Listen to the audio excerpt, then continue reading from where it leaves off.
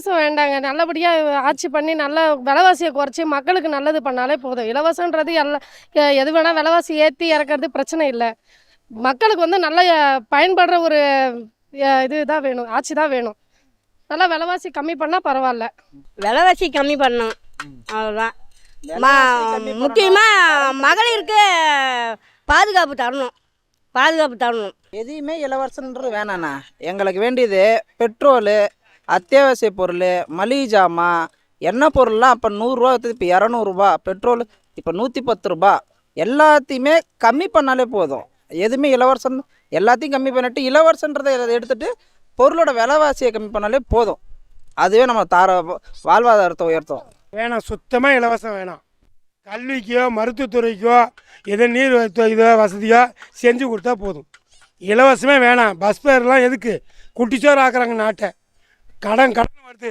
கடன் எதுக்கு நாட்டுக்கு? கடன் தேவையில்லை. கடன் இல்லாமல் அவன் உழைச்சி அவன் சாப்பிட்டா போதும். எங்களை பிச்சை எடுக்க கூடாதுங்க கட்சியிலேருந்து. அந்த அதிமுக திமுக ரெண்டும் குட்டிச்சோறாக போகணும்னு எனக்கு தோணுது. இலவசத்தை கொடுக்க ஏன் வரணும், அவங்களுக்கு நான் ஓட்டு போடுவேன். அதே தான் இலவசம் செட் ஆகாது எனக்கு. இலவசம் வேணும் தான், இருந்தாலும் உபயோகப்படுற மாதிரி வேணும்ல. பொம்பளை பசங்க நிறைய படிச்சுட்டு வேலை இல்லாமல் ரொம்ப கஷ்டப்படுங்க. அந்த பொம்பளை பசங்க வேலைக்கு போனால் உபயோகம் இருக்கும். இளைஞருக்கு அவங்க படித்து நிறைய பேர் எப்படி இருக்கிறாங்க, வேலை இல்லாத லஞ்சம் கொடுக்க முடியாத நிறைய பேர் இருக்கிறாங்க. எங்கே போவாங்க? இப்போ இருக்கப்பட்டவங்க கொடுத்துருவாங்க, இல்லாதவங்க என்ன செய்ய முடியும்? இளைஞர்களுக்கு வேலை வாய்ப்பு கொடுக்கணுங்கிறீங்களா? பொம்பளைங்களுக்கு ஆம்பளைங்களுக்கு எல்லாருக்குமே படிச்சுட்டு இருக்கிறாங்க, எல்லாருக்கும் வேலை வாய்ப்பு தரணும். பசங்க படிச்சுட்டு நிறைய பேர் இருக்கிறாங்க. எவ்வளோ ஜனம் இருக்கிறாங்க இன்னைக்கு?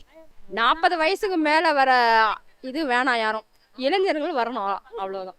இலவசம்லாம் வேண்டாம். இளைஞர்களுக்கு வேலை வாய்ப்பு கொடுக்கணும்னு நினைக்கிறீங்க? வாய்ப்பு கொடுக்கணும். ஆமாம், அதுவும் 20 வயசுக்கு மேலே இருக்கிறவங்க கொடுக்கணும். நல்லா அரசியலுக்கும் அதே மாதிரி 20 வயசுக்கு மேலே இருக்கிறவங்க நிற்கலாம், செய்யலான்னு அறிவிப்பு கொடுக்கலாம் ஃபஸ்ட்டு. வயசானவங்க வேணாம் சார். இலவசம்ன்றது வேணாம் சார், வேணாம் சார். மறுபடியும் ஸ்டாலின் வந்தால் கொஞ்சம் நல்லா இருக்கும் சார். நாடு நல்லா இருக்கும். இலவசம்லாம் ஒன்றும் வேணாம் சார். வேறு எந்த திட்டம் இலவசமாக கொடுத்தா மக்களுக்கு நல்லா இருக்குன்னு நீங்கள் நினைக்கிறீங்க? நகை விலை கொஞ்சம் கம்மி பண்ணால் நல்லாயிருக்கும். ஏன்னா 1.15 ஆகி போச்சு. எல்லாரும் எடுக்க முடியாது. நான் 2 பொண்ணு வச்சுருக்கேன், எடுக்க முடியாது. நகை விலை மட்டும் கம்மி பண்ணால் கொஞ்சம் நல்லா இருக்கும் சார். இலவசம் வேணும், ஆனால் இல்லாதவங்களுக்கு வேணும். ஏன்னா இருக்கிறவங்க முதல்ல தமிழ்நாட்டில் இருக்கிறவங்க இல்லாதவங்கிற அதை முதல்ல சர்வீஸ் பண்ணணும். அதுதான் மெயின். அதுதான். ஏன்னா எல்லா கேஸ்ட்லேயுமே இருக்காங்க, ஏழைகள் இருக்காங்க, இல்லைன்னு இல்லை, எல்லாத்துலேயும் இருக்காங்க. ஆனால் அதுலேயும் இல்லாதவங்க தேடி அவங்களுக்காக அந்த இலவசத்தை கொடுக்கணும். இலவசங்கிறது சும்மா நம்ம எல்லாம் பொதுவாக பேசிகிட்டு இருக்கோம், எல்லாருக்கும் இலவசம் இலவசம்னு. அந்த இலவசம் இருக்கிறவங்களுக்கும் போகுது, இல்லாதவங்களுக்கும் போகுது. ஆனால் அரசு என்ன பண்ணுன்னா, முதல்ல அரசு வேலையில் இருக்காங்க இல்லையா, அவங்களுக்கு இலவசம் தேவையே இல்லை. உண்மை அதுதான், அவங்களுக்கு தேவையில்லை. இல்லாத ஏழை ஜனங்க எவ்வளோ பேர் இருக்கிறாங்க, அவங்கள கண்டறிஞ்சு அவங்களுக்காக இலவசத்தை கொடுத்தா சரியாக இருக்கும். எந்த மாதிரி திட்டங்கள் இலவசமாக கொடுத்தா நல்லாயிருக்கும் அரசாங்கம்? இல்லை, அரசாங்கம் எந்த மாதிரி திட்டங்கிறதுலாம் பொதுவில் எல்லாம் அவங்க என்ன நினைக்கிறாங்களோ கொடுக்கலாம். அதுதான் சொல்கிறேன். மக்களுக்கு என்ன இலவசங்கிறது தேவைங்கிறத இலவசமாக மெயினாக கல்வியை கொடுக்கணும். மெயின் அதுதான். கல்வி, சுகாதாரம், இந்த 2ஐயும் இலவசம் கொடுத்தாவே மக்களுக்கு போதும். வேறு எதுவுமே தேவையில்லை. நான் என்ன சொல்கிறேன்னா, மிக்சி, கிரைண்டரு இதெல்லாம் தேவையில்லாத விஷயம். கல்வியெல்லாம் இலவசமாக கொடுத்துட்டு இருக்காங்களே, மெயின் அதுதான். கல்வியும் நம்ம சுகாதாரத்தையும் மக்களுக்கு கொடுத்துட்டாவே அதில் மக்கள் நல்ல நிறைவு அடைஞ்சிருவாங்க. ஏன்னா இன்றைக்கி சூழ்நிலை மக்களுக்கு தேவை கல்வி, அடுத்து சுகாதாரம். இந்த 2மே சரியாக இருந்ததுன்னா நாடு கண்டிப்பாக நல்லாயிடும். எதுக்கு மேலே வேறு இலவசம்லாம் தேவையில்லாத விஷயம். அதுதான் உண்மை. கல்வி, சுகாதாரம் 2மே அரசாங்கம் ஏற்கனவே இலவசமாக கொடுத்துட்டு தானே இருக்கு. இல்லை, நீங்கள் நினைக்கிற தவறு. அரசாங்கத்தில் கல்வி அரசாங்கத்தை விட தனியார் மயம் ஆகிட்டே இருக்குது. உண்மையாலுமே இப்போ எங்கள் பெரம்பலூர் தொகுதியில் பெரம்பலூரில் எனக்கு எனக்கு 51 வயசு ஆகுது. நான் பெரம்பலூரில் படித்தேன், ஹையர் செகண்டரி ஸ்கூலில் படித்தேன். நான் படிக்கக்குள்ளே கிட்டத்தட்ட ஒரு 2-3 ஸ்கூல் தான் கவர்மெண்ட்டோட ஸ்கூல் இருந்தது. இன்றைக்கி பெரம்பலூரில் எண்ணவே முடியாத அளவுக்கு ப்ரைவேட் ஸ்கூல் வந்துருச்சு. கவர்மெண்ட்டில் நல்ல ஸ்கீம் தராங்க, நல்லது எல்லாமே பண்ணுறாங்க. மக்கள் என்ன பண்ணுறாங்கன்னா, ப்ரைவேட் அந்த ஆர்வம், அந்த ப்ரைவேட் அந்த பெருமை, சொல்லுவாங்க இல்லையா, கெத்து, அதை காட்டுறதுக்காகவே மக்கள் எல்லாமே வீணாக போகிறாங்க. ஆனால் கவர்மெண்ட் நல்லாவே செய்யுது. கவர்மெண்ட்டோட இலவசத்தை இலவசங்கிறது மெயினாக என்னை பொறுத்தளவில் கல்வி, சுகாதாரம். வேறு இன்னைய காலகட்டம் அதுதான். நீ ஒரு மனிதனுக்கு கல்வியை ஃப்ரீயாக கொடுத்துட்டீனாவே, அவன் கல்வி கற்றுக்கிட்டானாவே அவனோட வாழ்க்கை, பொருளாதாரத்தை எல்லாத்தையுமே அவன் சரி பண்ணிக்குவான். வேற எந்த இதெல்லாம் வந்து இன்னைக்கு கொடுக்குற ஒரு மிக்ஸி கிரைண்டர் மற்ற எது இலவசம்லாம் சும்மா சாதாரணமாக ஒரு மனிதன் வந்து ஒரு 2 மாதம் சம்பளத்தில் வாங்குற விஷயம். அது பெரிய விஷயம் இல்லை. கல்விங்கிறது யாராலையும் அழிக்க முடியாத விஷயம். அந்த கல்வியை கொடுத்தாவே போதும். மருத்துவங்கிறது இன்னைக்கு தேவை, மக்களுக்கான தேவை. ஏன்னா இன்னைக்கு அரசு மருத்துவமனையை விட தனியார் மருத்துவமனை தான் அதிகமாக வந்திருக்கு. அப்போ அதுக்கு என்ன காரணம்னா, முழுமையாக மக்கள் வந்து டோட்டலியாக எல்லாருமே வந்து பாதிக்கப்படுறாங்க. எல்லாருமே வந்து பிரைவேட் மருத்துவமனையை தேடி போகிறாங்க. அரசு அழகாக பண்ணுறாங்க. ஆனால் இருந்தாலும் இன்னைய பொறுத்தளவில் மக்களுக்கு எல்லாம் நோய்கள் அதிகமாகிட்டே இருக்குது. அதுக்கு உணவு ஒரு வகை காரணம். அந்த காரணத்தினால மக்கள் எல்லாம் நோய்வாய்ப்படுறாங்க. அதனால் மருத்துவமனை அதிகமாகிட்டே இருக்குது. நாங்களாம் சின்ன பிள்ளையா இருந்தப்போ வந்து ஒரே ஒரு அரசு மருத்துவமனை தான், அங்கே தான் போய் பார்ப்போம். எப்பயோ ஒரு தடவை தான் போவோம். இன்றைக்கி அப்படி இல்லை. அரசை விட்டுட்டு அனைத்து தனியார் பிரைவேட் தான் ஃபுல்லாக. இல்லை அவங்க ஏன் போகிறாங்கன்னா ஒரு விஷயம் இல்லை அரசு வந்து இல்லை அரசு குறை சொல்கிறதுக்கு இல்லை.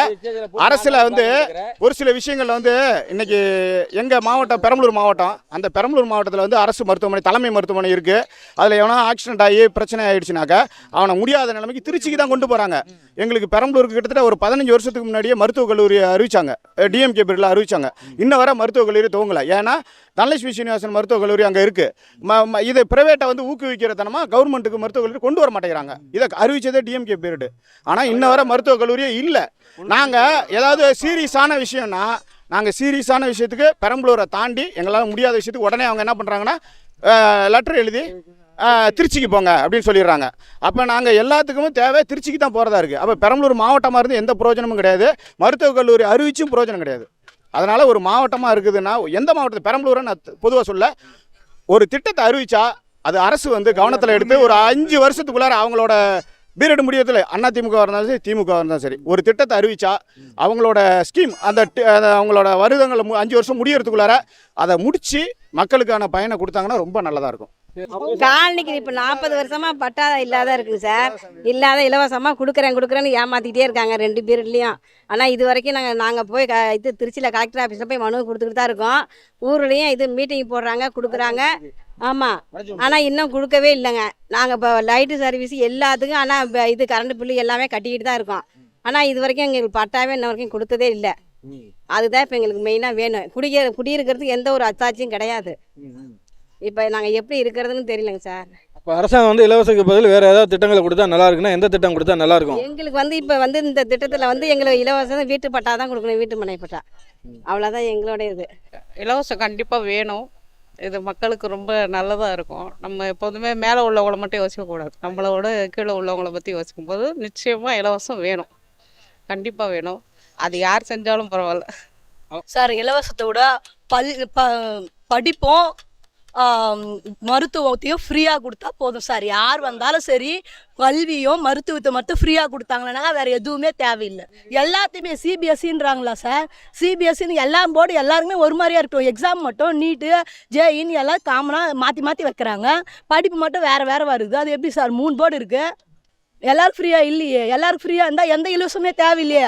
அந்த 2க்கு தானே எல்லாருமே காசு கட்டுறோம். படிப்புக்கும் மருத்துவத்துக்கும் எல்லார் வீட்லேயும் செலவாகுது. எல்லாரும் இல்லாத வீட்லேயும் ஆகுது, இருக்கிற வீட்லேயும் ஆகுது. அந்த 2மே ஃப்ரீயாக கிடச்சிச்சா எதுவுமே தேவையில்லையே. இந்த நாட்டில் வறுமையும் பஞ்சமோ இல்லாத அளவுக்கு அவங்க யோசித்து திட்டங்களை வெளிப்படுத்தினா அது நல்லதாக இருக்கும்.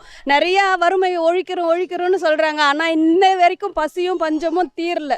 ரேஷனில் ஃப்ரீயாக அரிசி கொடுத்தாலும் தீரல, அவங்க இலவச உணவு கொடுத்தாலும் தீரல.